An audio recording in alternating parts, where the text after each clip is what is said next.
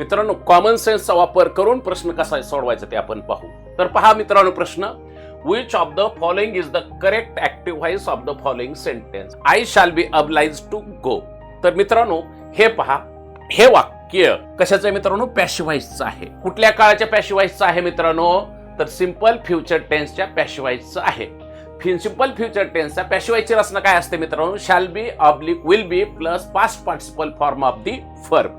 तर मित्रांनो, आपल्याला काय करायचं? ह्या पॅसिव्ह व्हॉइसचं ऍक्टिव्ह व्हॉइस मध्ये रूपांतर करायचं आहे.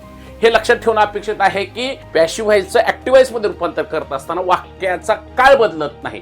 म्हणजे इथं जर सिंपल फ्युचर टेन्स असेल पॅसिव्ह व्हॉइस मध्ये, तर ऍक्टिव्ह व्हॉइस मध्ये पण सिंपल फ्युचर टेन्स असणार आहे, फक्त तो ऍक्टिव्ह फॉर्म मध्ये असणार आहे. तर पहा मित्रांनो, खाली 4 पर्यायापैकी कुठल्या पर्यायामध्ये सिंपल फ्युचर टेन्स आहे? तर मित्रांनो, फक्त पर्याय क्रमांक 1 मध्ये सिंपल फ्युचर टेन्स आहे. तर मित्रांनो, म्हणजे 2, 3 आणि 4 हे 3 पर्याय आपोआप इलिमिनेट होतात आणि आपल्या लक्षात येतं की एकच नंबर उत्तर आहे. म्हणजे एक लक्षात ठेवणं अपेक्षित आहे की आपला कॉमन सेन्सनं आपण हे प्रश्न सोडवू शकतो.